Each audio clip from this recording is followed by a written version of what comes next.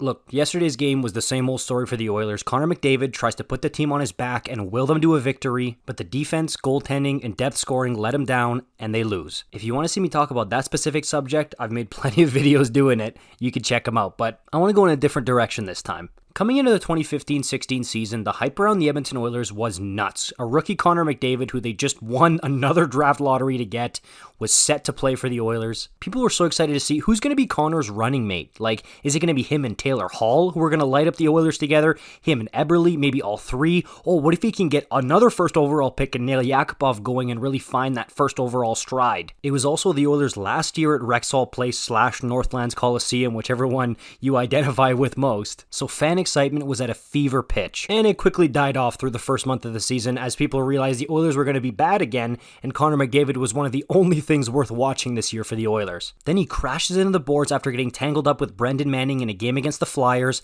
and bang, he's out indefinitely. And at that point, you could just feel the anguish and the extreme disappointment from Oiler fans. Like, no, come on, not Connor, anyone but Connor, please. Especially when Todd McClellan said, "For body injury, that's going to keep him out long term."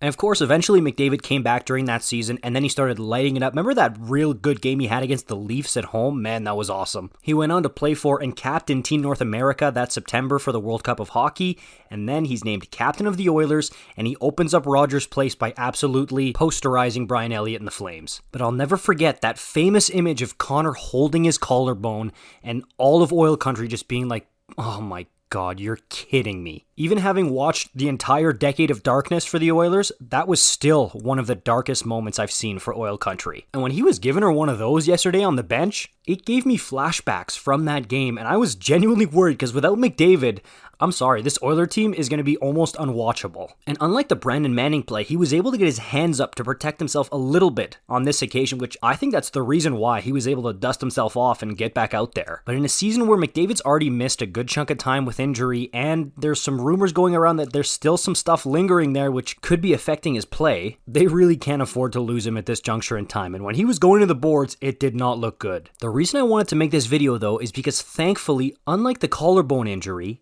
he stayed in the game, he goes for the penalty shot and scores a beautiful goal. So even though the Oilers ended up losing in back-breaking fashion, fans got to be thanking their lucky stars that this time around where McDavid was holding that area of his body, you didn't have the coach coming out after the game saying, it doesn't look good and it's not going to be short term. Now that doesn't mean he's not banged up and this didn't add to it. It very well might have, but it's a much better outcome than it was in 2015. And I'll tell you what, I hated having those flashbacks to that moment. Let me know your thoughts on this in the comments down below. Did you guys feel that too for a moment, like holding your breath, like, oh God, no? Let me know in the comments. Like and subscribe.